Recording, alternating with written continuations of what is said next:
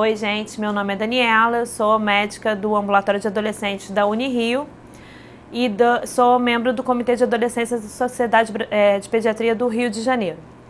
A gente vai falar um pouco sobre a consulta do adolescente, a anamnese, o exame físico, dar uma pincelada nos aspectos legais. A adolescência é uma fase de transformação, de transição da infância para a vida adulta, que é norteada por transformações biológicas, transformações psíquicas e transformações sociais.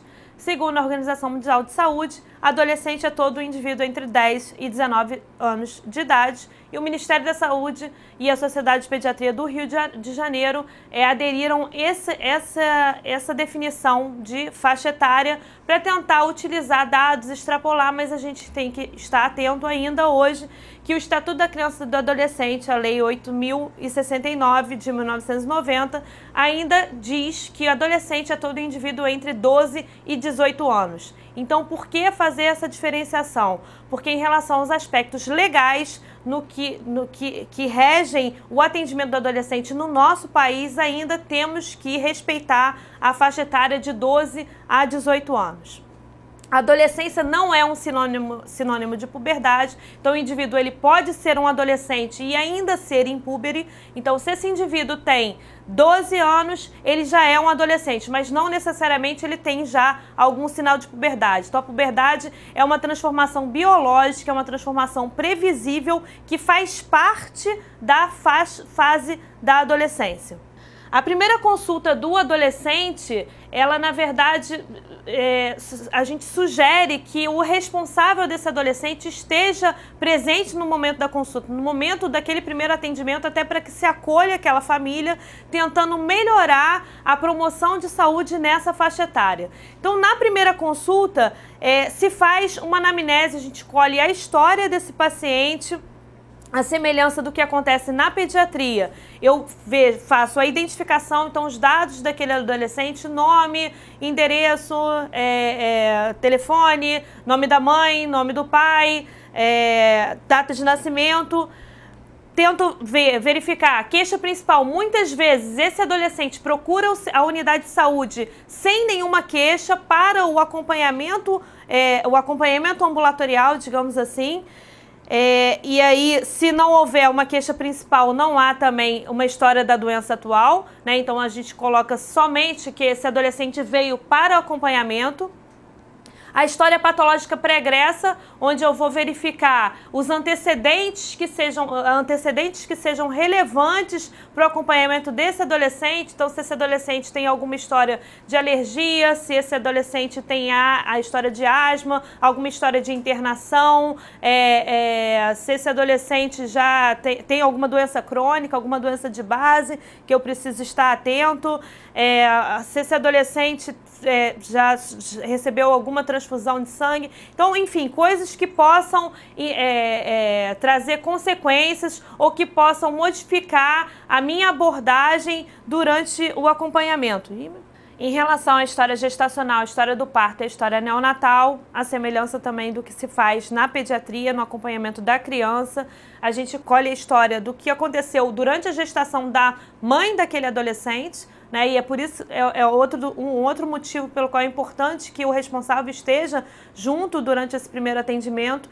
Então, algumas intercorrências que possam ter ocorrido, que gestação é essa, quantos filhos tem a mãe desse adolescente, se teve alguma intercorrência durante a gestação, houve algum problema, se esse adolescente nasceu, foi prematuro, foi pré-termo, se ele nasceu no tempo normal, se foi pós-termo, se teve alguma intercorrência durante o parto, nas primeiras horas de vida, se ele precisou ficar em UTI, se ele precisou receber oxigênio. Então, toda a história desse adolescente vai ser colhida nesse primeiro momento. né? A história do desenvolvimento, os marcos principais do desenvolvimento, se falou na idade certa, se andou, então o desenvolvimento motor, desenvolvimento cognitivo, de linguagem, o inicial, se foi adequado para a idade, para o esperado, se teve algum tipo de atraso, teve algum tipo de intercorrência nessa história de vida dele. A história alimentar, detalhar, e aqui está com um asterisco, tá mais tá marcado como o mais importante por causa dos transtornos alimentares que são prevalentes nessa faixa etária. Então, a obesidade, o sobrepeso, a anorexia nervosa, a bulimia. Então, é importante que se colha uma história detalhada em relação à alimentação desse adolescente. A história vacinal, e aí a gente utiliza mais uma vez a caderneta, que é um instrumento de atendimento desse profissional de saúde ao adolescente. Então é importante que a gente verifique aquele espelho, que vacinas esse adolescente recebeu, quais as vacinas que ele não recebeu, que eu teria que complementar, então orientar direitinho para tentar ampliar a cobertura vacinal mesmo. E a história familiar desse adolescente, que doenças a família desse adolescente tem que possam ser relevantes na atenção à saúde. Essa anamnese inicial, ela é semelhante à anamnese, à história que se colhe da criança. Mas no adolescente, nessa faixa etária, existe uma triagem específica, que seria a tal da abordagem sistemática. Essa abordagem sistemática visa identificar fatores de risco, né, e reforçar fatores protetores para essa faixa etária. Então, eu faço uma triagem para comportamento de risco para essa faixa etária, tentando enquadrar o que é normal no desenvolvimento daquele adolescente e o que não é normal, para tentar identificar precocemente os riscos a que ele está sujeito e, se for possível, afastar completamente, se não, pelo menos minimizar os prejuízos que possam advir desses riscos a que ele está vulnerável. Então, essa abordagem sistemática, ela engloba o lar, as atividades, a educação, religiosidade, sexualidade, suicídio e o uso de drogas. Então, a gente vai ver cada um deles para tentar identificar os riscos a que esse adolescente está sujeito. Então, o primeiro deles é o lar. Quando eu abordo o lar desse adolescente, é importante, eu não necessariamente preciso fazê-lo de maneira formal. Eu posso estar num bate-papo com esse adolescente. Então, eu vou tentar delinear, desenhar a estrutura familiar desse adolescente. Eu vou perguntar sobre quem mora nessa casa com ele, quantas pessoas são, quais são as atividades de cada. Então, mora com o pai, com a mãe, o que a mãe faz, o que o pai faz, tentando traçar mesmo qual é o tipo de relacionamento entre os indivíduos dessa família, quais são os valores que essa família tem, os princípios, o que é importante, o que não é, o que eles valorizam ou não, quais são os hábitos dessa família, que responsabilidades esse adolescente tem dentro desse contexto familiar. Então, quais são as tarefas, ele é responsável por levar o irmão à escola, cuidar dos 5 irmãos mais novos, fazer a comida, fazer o almoço, fazer a janta, levar alguém à escola, ele exerce alguma função, está na escolinha de futebol para tentar ganhar mais dinheiro para ajudar aquela família. Então, qual é a estrutura daquela família? Se existe privacidade e se existem ou não situações de estresse naquele contexto familiar. Então, o que seriam situações de estresse? Por exemplo, o desemprego de um pai ou de uma mãe, a mãe que é separada do pai, uma situação de violência doméstica, alguém com alguma doença terminal, ou um irmão com uma doença crônica. Então, alguma coisa que possa comprometer o desenvolvimento psíquico daquele adolescente. O que eu estou buscando quando eu colho essa história? Estou buscando riscos para o desenvolvimento psicossocial desse adolescente. Em relação à educação, a gente vai tentar traçar, lógico, o rendimento escolar desse adolescente, né? Então, em que nível tá, em que ano, não é mais série, em que ano ele está na escola, como é que é o rendimento escolar, se existe alguma história de reprovação, como é que é a adaptação a essa escola, como é que é a relação do adolescente entre os pares dentro daquele contexto escolar e entre os funcionários daquela escola, professores, zelador, diretor da escola. Tentar ver as amizades, ver como é que é a relação de uma forma geral. E aí, quando eu busco amizades, eu não estou focada somente no rendimento escolar. Eu estou tentando identificar uma situação de violência bastante comum, que é o bullying. Então, eu tento ver se existe. Se eu não fizer essa abordagem diretamente, não questionar o adolescente diretamente, muito pouco provavelmente ele vai me dizer que sofre algum tipo de violência. Uma outra etapa dessa história, dessa anamnese, são as atividades que esse adolescente exerce também visando enquadrar dentro da normalidade do seu desenvolvimento. Então eu vou questionar sobre lazer, sobre esportes e sobre trabalho. Então, em relação ao lazer, que atividades esse adolescente faz quando não está na escola ou para se distrair, o que ele gosta de fazer, então o que seria normal, esperado, normal, parece uma bobagem, mas o que seria normal ou não. Um adolescente na fase inicial, que a gente diz que é o adolescente entre 12 e 14 anos, por exemplo, ele exerce ainda muitas atividades com os pais, com a família. Ele se isola em alguns momentos, mas muitas atividades por ele estar naquela fase inicial de transição da infância para a vida adulta. Já o adolescente na fase final, entre 16 e 18 anos, ele já tem os grupos de amigos, mas ele ainda já trouxe de volta alguns valores daquela família, ao contrário do que ocorre na fase média, que é o pico de conflito com os pais, onde ele é altamente contestador. Então, se eu, por exemplo, recebo na unidade de saúde um adolescente de 17 anos, que passa o tempo inteiro fechado dentro de um quarto, não tem amigo nenhum, então isso aí é um sinal de alerta para mim, porque está fora do desenvolvimento dele. Então, quando eu busco essas atividades, eu tento enquadrar dentro da normalidade para aquele desenvolvimento psicossocial do adolescente. Em relação à prática de esportes, tanto em relação ao desenvolvimento quanto aos riscos, porque o esporte nem sempre, se ele for praticado de forma inadequada, ele não gera bem à saúde, claro. Então eu tenho que delimitar esse esporte praticado, ele é do tipo recreativo, ele é competitivo, com que frequência esse esporte é praticado, ele é praticado sob supervisão ou não, quantas vezes na semana. Então aí eu estou tentando fazer a prevenção de doença cardiovascular, então também focado na promoção de saúde. A OMS preconiza que essa prática de esportes nessa faixa etária seja no mínimo 3 vezes por semana, 30 minutos de cada vez. Então eu tento enquadrar, muitas vezes esse adolescente só pratica esporte na escola, uma vez por semana, durante uma aula de 50 minutos. Então isso não vai fazer prevenção de nenhuma doença cardiovascular. Então eu tento orientar esse adolescente, estimular a prática de esportes.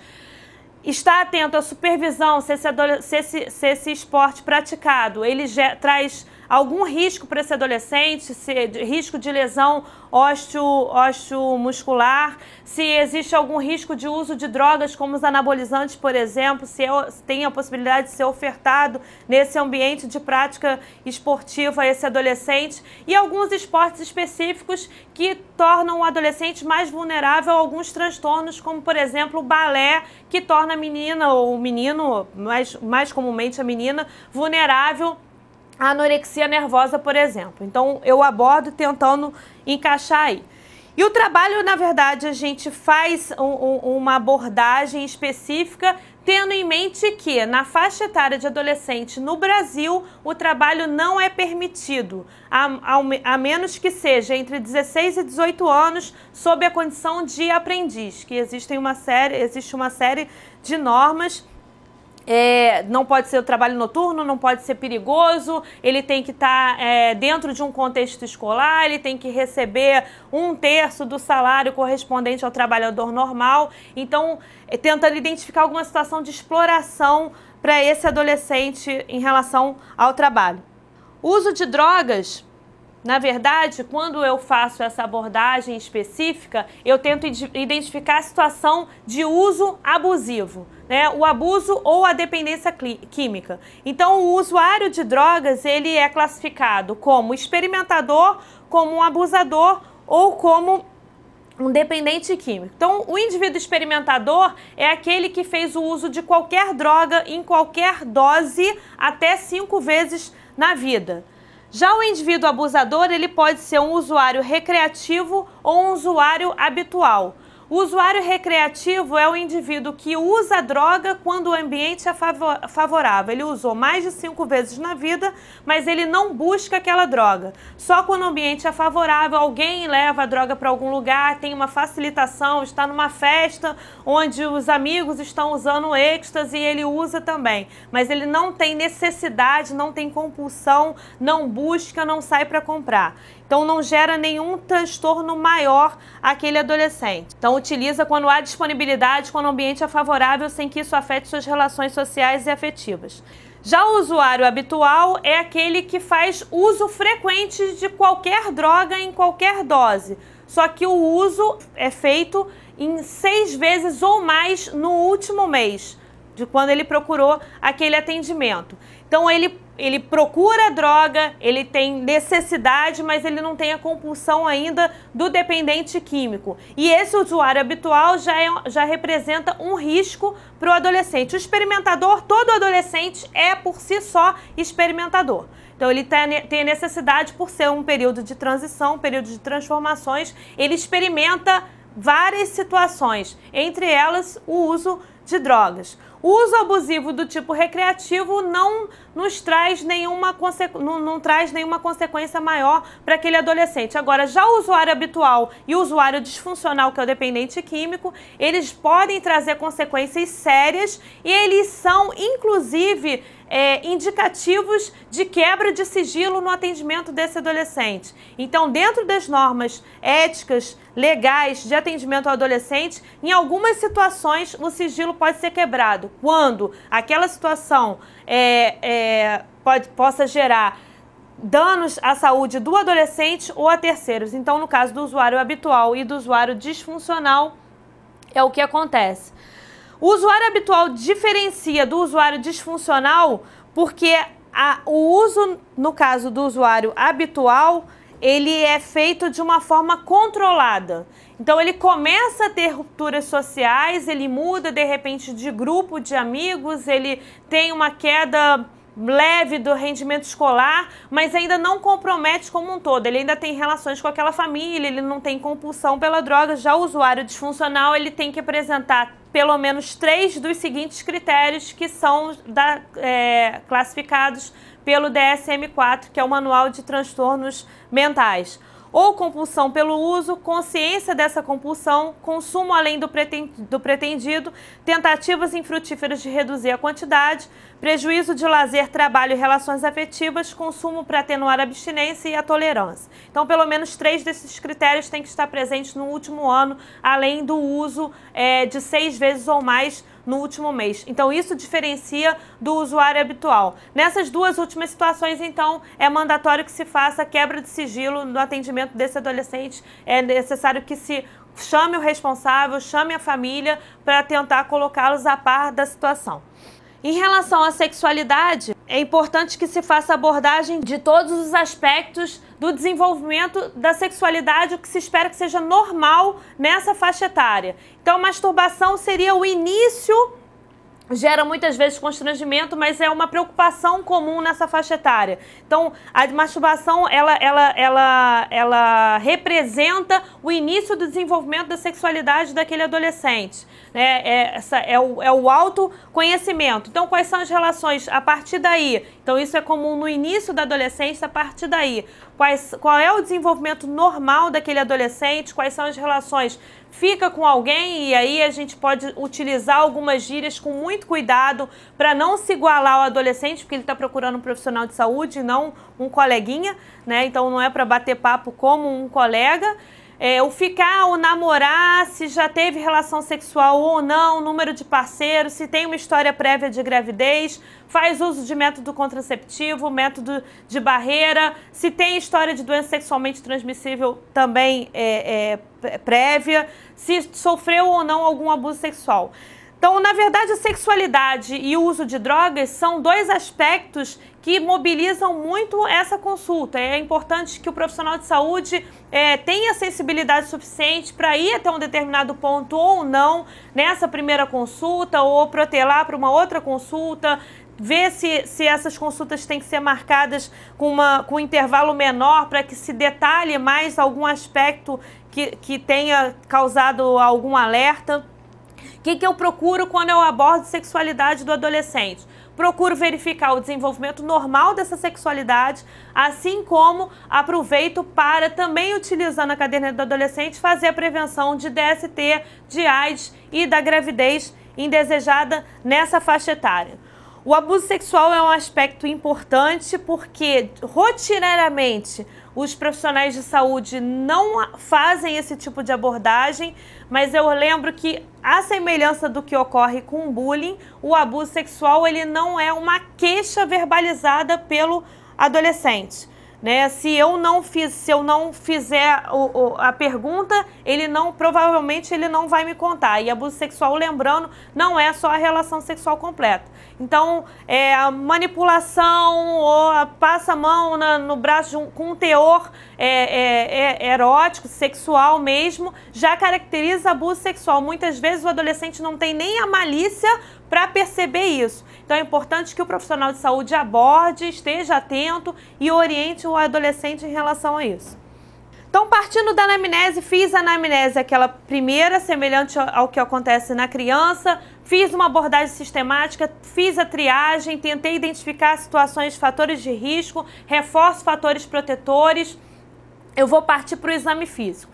Exame físico completo, principalmente nessa primeira consulta, atento a alguns aspectos principais. Então, pele, primeira coisa, pele, por causa dos hormônios, e aí incluem, lógico, fatores genéticos, outros fatores estão inseridos aí, mas os hormônios já favorecem o aparecimento de acne, então das espinhas, que a caderneta inclusive aborda e tenta orientar os adolescentes em relação a isso. Então a acne é bastante comum nessa faixa etária, ela é passível de tratamento, nenhum adolescente tem que ficar dos 10 a 19 anos com espinhas esperando passar. Então é necessário que o profissional de saúde faça a abordagem também, porque principalmente os meninos, eles não têm isso como queixa, porque eles acham que é coisa de menina e que o profissional de saúde vai prescrever algum creme, alguma coisa que ele tenha que usar, isso vai causar um certo constrangimento, vai ser motivo de chacota, então ele acaba não se queixando disso. É importante que o profissional esteja atento, na hora do exame, verificou alguma lesão de acne, que ele oriente, que ele converse, que ele pergunte, que ele ofereça tratamento àquele adolescente. A antropometria que deve ser feita em todo o atendimento adolescente, então eu faço a aferição do peso, a aferição da estatura, calculo o índice de massa corpórea, coloco nos gráficos que estão presentes na caderneta, explico para o adolescente, então eu coloco, explico para ele, está adequado, não está adequado, consigo identificar se está com baixo peso, se não está, se está com baixa estatura, se está com alta estatura, então consigo identificar algumas coisas que são anormais ou posso acompanhar de forma adequada a normalidade também. A acuidade visual, que deve ser vista pelo menos uma vez por ano, mas se preconiza que seja refeita a cada 2 anos, por causa das mudanças corporais mesmo, do crescimento nessa faixa etária. Todos os órgãos e tecidos eles crescem e o crânio cresce com uma velocidade bem menor, mas cresce no seu sentido sagital, então existe um alongamento desse crânio, o que faz com que o globo ocular também alongue e aí a imagem que caía antes na retina passa a cair anteriormente. Então esse adolescente faz com muita frequência miopia. As crianças que já eram míopes tendem a aumentar esse grau de miopia aumentado nessa faixa etária e aquelas crianças que não tinham nenhum déficit visual podem apresentar um grau de miopia que necessite ou não de lentes corretivas. Então é importante que se faça essa avaliação. Existe o quadro de Snellen, a gente pode fazer uma primeira triagem, né, na unidade básica de saúde e, se for o caso, encaminhar para a unidade de referência.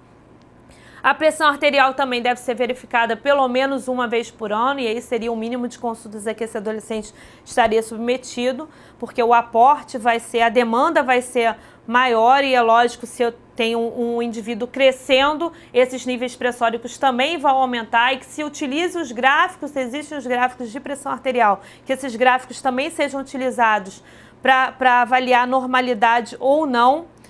Boca e dentes para encaminhar o profissional de referência, se for o caso, como eu falei, da mesma maneira que cresce, modifica o globo ocular, alonga a arcada dentária e esse adolescente tem uma tendência a fazer má oclusão dentária. Então, pode ser necessário a utilização de algum aparelho ortodôntico, é importante que se faça avaliação primária para, se for o caso, encaminhar o profissional de saúde de referência. Tireoide, é importante que se faça uma avaliação, uma avaliação no exame físico. Semiologia mesmo, a palpação da tireoide, ver se existe aumento da glândula por causa da alta prevalência de doenças da tireoide nessa faixa etária. As manifestações predominam nessa faixa etária. A avaliação do aparelho geniturinário, uma vez por ano, pelo menos, se for essa consulta for realmente anual, fazendo estadiamento de Tanner. E a coluna vertebral, que deve ser avaliada por causa do crescimento rápido. Então, o eixo vertebral, ele cresce com uma velocidade muito alta num espaço muito curto de tempo. A tendência é ele fazer um desvio. Então, o adolescente comumente apresenta algum grau de escoliose, que é chamada escoliose idiopática do adolescente. Ela pode ou não necessitar de alguma intervenção clínica. Pode ser somente um uso de palmilha, pode ser cirurgia ou só RPG, fisioterapia, enfim. E se for o caso, se for identificada alguma alteração mesmo, e muitas vezes gera dor para esse paciente, dor nos membros inferiores principalmente, que ele seja encaminhado também ao profissional de referência. Uma coisa importante desse crescimento que causa preocupação ao adolescente, que a gente deve orientar logo no início do estirão de crescimento, a gente que vai estar avaliando peso, estatura e índice de massa corpórea, é o crescimento das extremidades. Então o indivíduo começa crescendo pelas extremidades, então as mãos ficam grandes, os pés também ficam grandes, isso geralmente causa preocupação ao adolescente. Então, a gente, quando avalia, saber se está dentro do estirão de crescimento ou não, pode perguntar se já precisou trocar o número de sapato, a gente tem uma noção se já entrou na puberdade, junto com outros dados de maturação sexual. E aí vem a maturação sexual feminina, que deve ser feita em todo atendimento, utilizando o estadiamento de Tanner, que é aquela tabela que vai fazer o estadiamento de desenvolvimento de mamas e desenvolvimento de pelos pubianos no sexo feminino. Quando eu avalio mama da menina, além do estadiamento, eu devo observar se existe algum nódulo, alguma massa, faço a palpação, verifico se tem assimetria, que é uma outra coisa frequente nessa faixa etária, é uma queixa das meninas, muitas vezes no início da maturação sexual, no estágio 2, quando aparece o broto mamário, aparece o broto mamário de um lado e do outro não, então é assimétrico. Muitas vezes a queixa da mãe, da própria mãe dessa adolescente, é que tem um nódulo, tem um caroço e na verdade aquilo é só a glândula mamária crescendo e é normal essa assimetria. Com o tempo, ao longo da maturação, elas vão se igualar, então orientar sobre a normalidade disso, tranquilizar esse paciente. Fazer o estadiamento de Tanner, então eu tenho do estágio 1 ao estágio 5 em relação ao desenvolvimento de mamas. O estágio 1 é impúbere, o estágio 2 começa o aparecimento do broto mamário, então eu tenho só um montículo sem delimitação de nenhuma parte da mama. No estágio 3, eu tenho uma velocidade maior de crescimento da areola mamária. No estágio 4, a velocidade maior de crescimento é do mamilo, então é como se ele se destacasse do resto da mama. E M5 é a mama do tipo adulto. No momento que eu estou fazendo o estadiamento, que eu estou examinando a mama dessa adolescente, eu aproveito para orientar sobre o autoexame de mamas, com o intuito de prevenir o câncer de mama. E a pilificação, faço estadiamento também do estágio 1 ao estágio, ali tem o 6, né, do estágio 1 ao 5, o 1 é impúbere. No estágio 2, pelos finos, longos, claros e lisos na sínfise púbica. No estágio 3, esses pelos já começam a tomar o aspecto de pelos do tipo adulto, pegando grandes lábios. No estágio 4, eu já tenho pelos do tipo adulto em grandes e pequenos lábios. No estágio 5, eu tenho a pilificação até a raiz da coxa. E o estágio 6 ali não aparece, mas na verdade o estágio 6 só aparece em 10% das meninas, é a pilificação da sínfise púbica até a cicatriz umbilical. né? Então, só 10% das meninas apresentam essa pilificação. Então, eu aproveito para orientar e por que que isso é importante no exame físico da adolescente. Não só para fazer a maturação e orientar sobre o que é normal e o que não é normal, como para ter uma noção de outros eventos puberais. Então, no estágio 4, 60% das meninas já menstruaram, então a primeira menstruação ocorre em 60% das meninas no estágio 4 de Tanner. 6 meses antes, em média, dessa primeira menstruação é que a menina atinge o pico de velocidade de crescimento, então é quando dá aquela espichada mesmo do estirão de crescimento. Então, muito provavelmente, a menina tem o broto mamário cerca de 2 anos após ela vai ter a primeira menstruação. Então, do estágio 2 de Tanner até o 4, eu tenho uma média de 2 anos de intervalo. E nesses 2 anos é que ela vai ter a aceleração do crescimento dela. Então, provavelmente, a partir do estágio 4 ali, quando a menina tiver a primeira menstruação, ela vai desacelerar, então o ganho estatural é bem menor, ela atinge no máximo uns 4 centímetros por ano até a parada total do crescimento. Então isso é importante para a gente acompanhar, muitas vezes uma situação de baixa estatura, e aí a gente está acompanhando no gráfico, tudo concomitante, se está normal, se não está normal, se precisa de intervenção ou não, e tranquilizar essa adolescente, se for o caso. Em relação à maturação sexual no sexo masculino, eu da mesma maneira vou fazer o estadiamento de Tanner e vou, na hora do exame, faço o estadiamento e vou avaliar algumas coisas que são comuns também nessa faixa etária.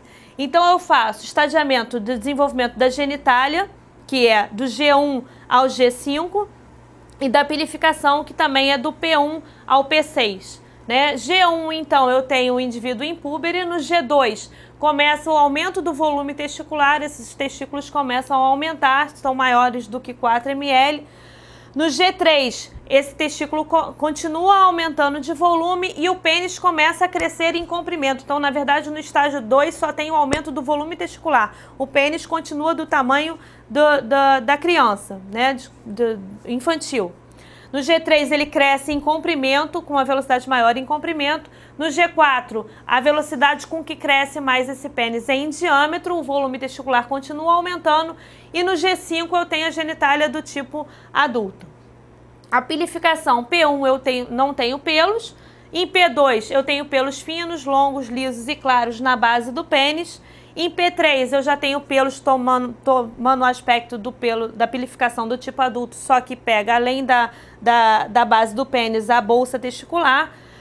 No P4 eu já tenho pelos do tipo adulto em toda a sínfise púbica e na bolsa, e P5 eu tenho a pilificação até a raiz da coxa. E aí o P6, que aparece em 80% dos meninos, eu tenho a pilificação da sínfise púbica até a cicatriz umbilical, então acima da sínfise púbica.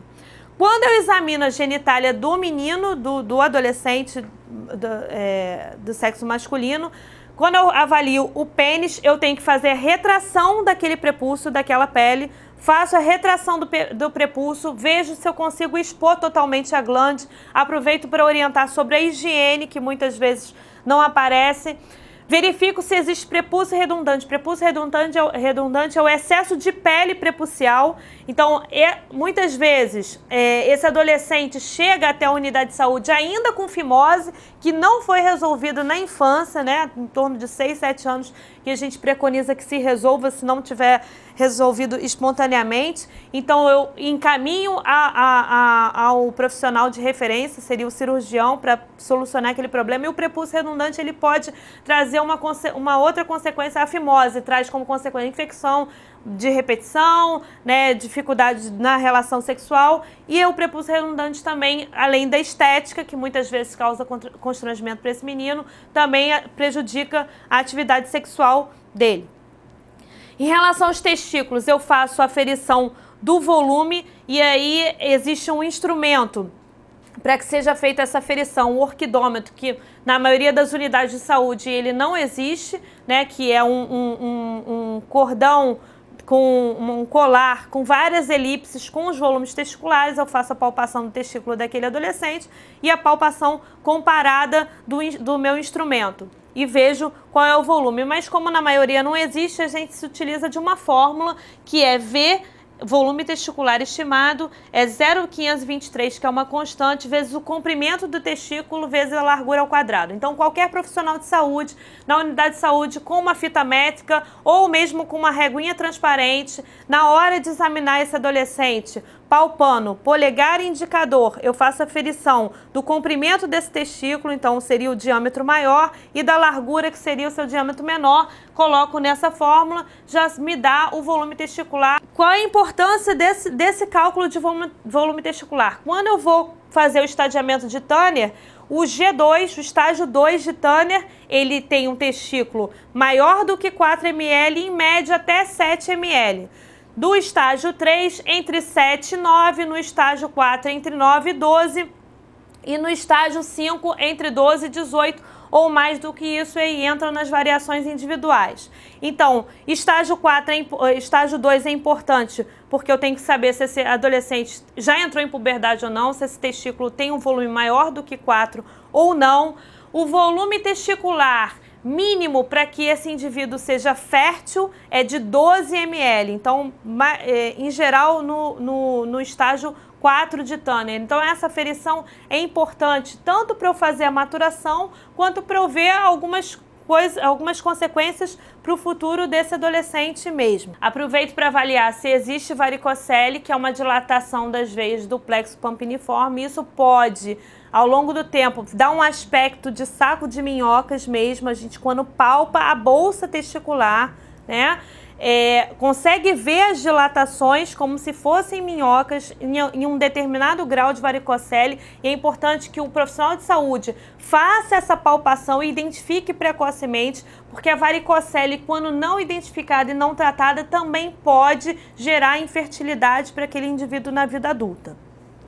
No momento que eu estou realizando o exame físico do adolescente, do menino, eu oriento esse adolescente em relação ao autoexame de testículos. Então, eu mostro para ele que uma vez por mês, a semelhança do que a menina faz quando faz o autoexame da mama, ele utiliza o polegar e o indicador e vai palpar o testículo mesmo, tentando identificar alguma aderência, algum espessamento, algum nódulo, alguma coisa diferente da normalidade. Então, uma vez por mês, durante o banho, que ele tente identificar, e se realmente houver alguma alteração, que ele procure o profissional de saúde. O porquê desse autoexame? Para tentar fazer a prevenção de câncer de testículo, que tem a sua incidência máxima no adulto jovem, em torno dos 25 anos.